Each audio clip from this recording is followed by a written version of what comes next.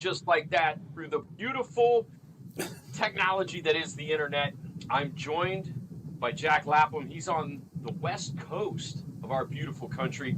I'm here in Franklin, Tennessee. It's balmy and hot here. It looks beautiful there. How's the weather there today? Oh, it can't get any better. It's Oregon, and we'd like to keep it a secret in the summertime. It's basically San Diego. That's right. You put up with all the rain in the winter, but it pays off in the summer, man. I'm telling you, when it's Chamber of Commerce weather out there on the Pacific Northwest coast, it's as beautiful as it gets, dude. Yeah. We're going to chop it up today about the potential or the idea of how do we incorporate or how do we create something like the Bill Drill Challenge, but how do we do it with PCCs? And the reason that we have this conversation started is because your Instagram handle is Cobra Jack. Guys should be watching that.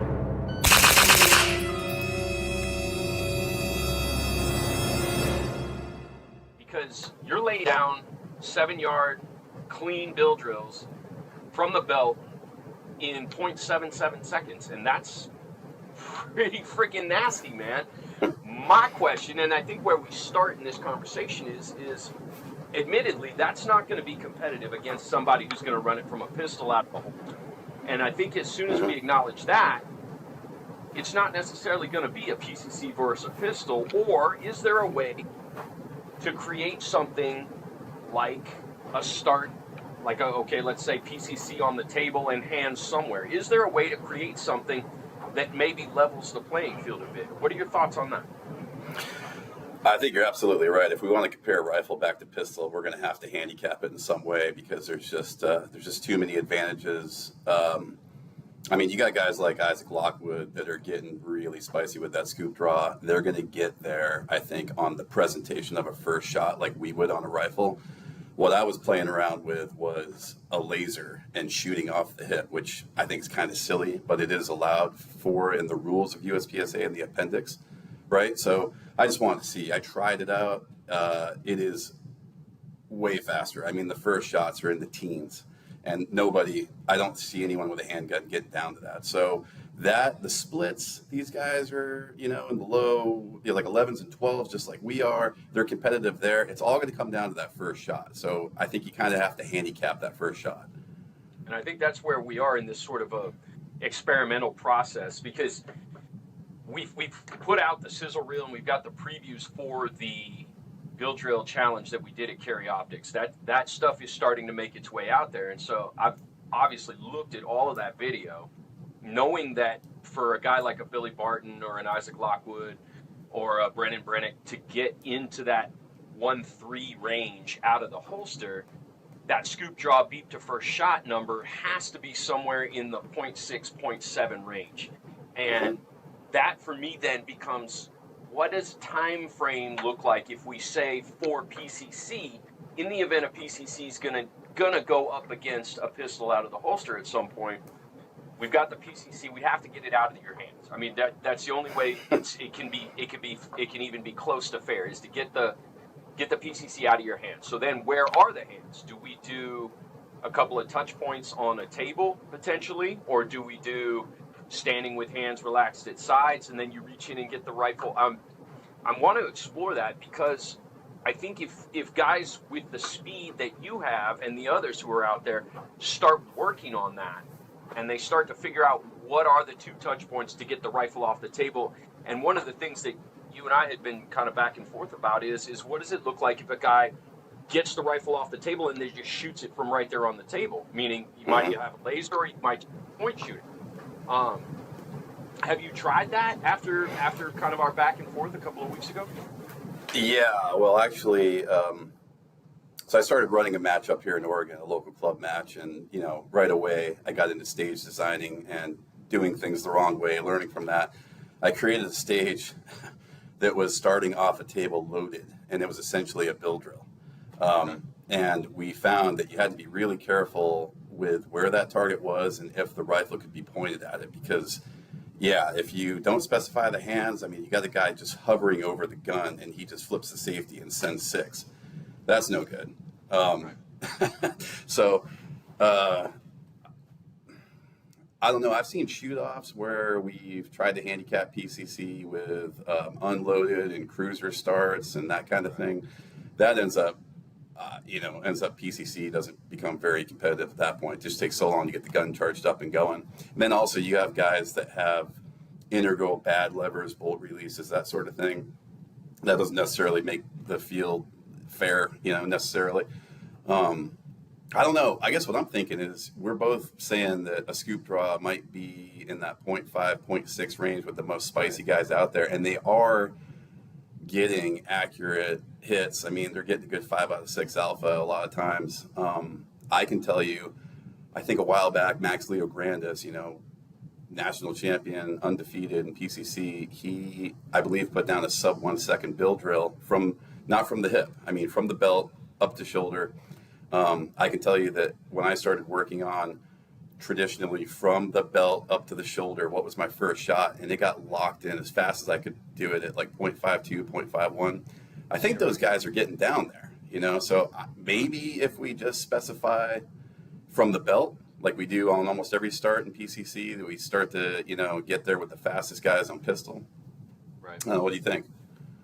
Well, and again, back to our conversation that the audience now doesn't have any, they don't have the reference, but the big thing that keeps coming up for me is from a visual standpoint for what I want to do for, make this thing look like something fun to watch, both for people who are competitive shooters and people who are just audience members that are enthusiasts. I want to make something that's entertaining. And the challenge lies in the fact that the whole series of events is over in less than 2 seconds.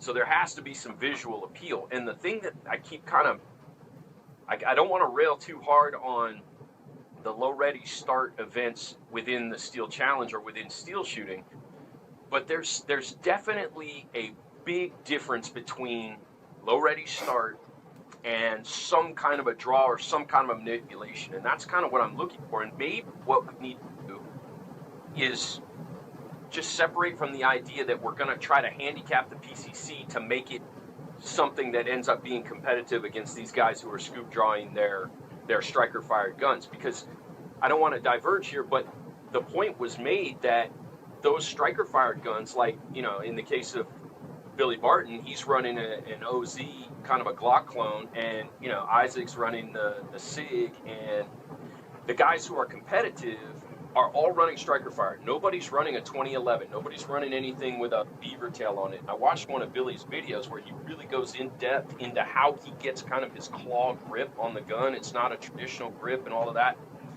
And so maybe we need to just kind of separate the idea that one day PCC and a scoop draw out of a holster might go head to head, and just say, all right, this is only going to be PCCs. And how do we make it as entertaining as possible? How do we make it as visually appealing as possible? And that, for me, I think is the goal. Number one, make this thing broad appeal. But number two, maybe it's not a 6-shot bill drill on a target at 7 yards. Maybe it's a different drill altogether. Maybe it's, and I don't want to burn up a bunch of extra ammo. I like the idea of a guy can do 2 attempts and, might be able to do it out of 1 magazine and can do it for 12 rounds or whatever. Maybe it's something different, though. I just kind of want to open the conversation up, and that's what we're doing right now. Is we're going to put this out this afternoon, see what people think as we're coming into PCC Nationals.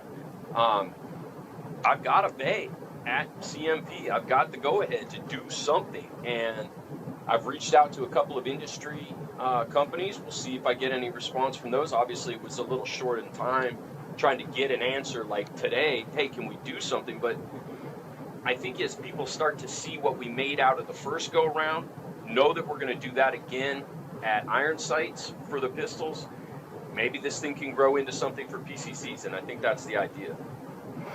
Yeah, I mean, would you be open to steel targets, like a plate rack? So the problem with steel is the ultimate goal for this thing is to take it off of a traditional gun range and put it potentially into a live event venue with some kind of a portable bullet catching system that's a little more formidable than just a target backer bullet catching system. So That's broad scope, that's down the road. But if we were to say, for this one, if we were to say, okay, we're going to race a plate rack, it's not a bad idea. I mean, anything can work. Anything that's entertaining can work. My hesitance to jump on something mechanical when it comes to a target is, what if you have a target failure? What if you have, just to simply say steel has to fall to score, and we paint it every time and a guy has a good hit and the steel doesn't fall, are we going to go into calibration? Are we going to go into all of that? And I just don't want to establish a rule set that looks like that. It's easier if we have a target, and my friends at hdtargets.com come through again with some target centers from behind the line, and we get a group of people there, and you just hear some guns just ripping these fast splits. I mean, that draws people's attention. So what if we, and again, we don't have to make a decision here. What I want to do is open the conversation up with one of the fastest shooters, that's you, and everybody else who's in the audience, your audience, Shooting USA audience, the social media world. Get in the comments and let's start this conversation about what would be an entertaining thing, not only to do, to participate in, but also to watch. That's kind of where I want to go with it. Yeah. I mean, well, how about a blig drill? Where it's basically a build drill, but you got 3 targets, you got some transitions, that adds a little more complication to it. Right. The challenge there, and I think I don't want to keep pushing back on ideas because all these ideas are good. The challenge element there is if a guy comes up, or girl, and they're going to run their qualifying run, and now we need 6 targets for everybody to have 2 qualifying runs. So you come to the line, you got 6 targets. All right, 1 2 1 2 1 2. Okay, mark the time down. All right, next attempt 1 2 1 2 1 2, and then we go and we repair targets. It's doable. There's room. There's room to do it. I don't know. I think that's where we start. Is I would like to get the gun out of hands. I think that's important from a visual standpoint. And however we mandate the start position, gun on table or gun on barrel, hands naturally at sides, hands above shoulders, wrists above shoulders, because there has admittedly been a little bit of a kind of a talking point about what we're doing with the Bill Drill Challenge with the pistols, because the original Bill Drill was designed, hands at surrender, wrists above shoulders. I simply took the model that Lath and Hennig put out in 2022 and said, let's just do that again. I didn't make the decision about who puts their hands where, what the starting position is, none of that. I just said, you guys did it in 22, and that's when Isaac Lockwood won it. I'm going to bring Isaac back, and we're going to see if somebody can beat him. And without burying the lead, if you watch the preview, you already know what happened. But that would have changed that playing field if we'd have changed where they're going to start with their hands. For this, it's a blank canvas, and I'm just making the motion that if the rifle is out of your hands, there's a piece of the puzzle that is grabbing the rifle, which is visually appealing. It'll either go really good or it'll go bad, or it might go bad and you might be able to save it, or whatever. Guy might, like you said, point shoot. So I think we're onto something, and I think the key element is we push this out in front of as many people who are going to be at PCC Nationals, or might be planning to go, or might want to go, or might think of a good idea, and we just take all of these ideas and throw them at the wall and see what sticks. I think that's the way to go. Yeah. Excellent. Hey, another idea. What about 4 in the chest, 2 in the head? At that point, we have a much smaller A zone to get to, and we have to deal with offsets on the rifle. I'm not mad at that. So, like basically a double Mozambique, like a 2-1, like a 1 2 3 4 1 2. Yep. Are we playing only the upper scoring A zone, or are we playing? I was thinking that. Yeah, dude, that A zone. Now we're onto something. That's pretty rad. I like that. So let's say this: gun on table, target at 7 yards for this. That target's got to be at least 7 yards. Oh yeah. And it's essentially a double Mozambique. 4 to the center scoring zone, 2 to the upper scoring zone. Do it as fast as you can. You got to be clean to score. That's pretty cool. The double Mozambique. I like that. Yeah, those 2 shots in the head, man, can be tough. Yeah. Well, there's another element there as well for the pistol drill. In 22, Isaac won it with a first shot in the upper scoring zone. I'm not going to bury the lead this time, but it came back around. So both of the guys who have done it on the pistol front both agree that we need to remove the upper scoring zone for the pistol drill. and I'm inclined to do it.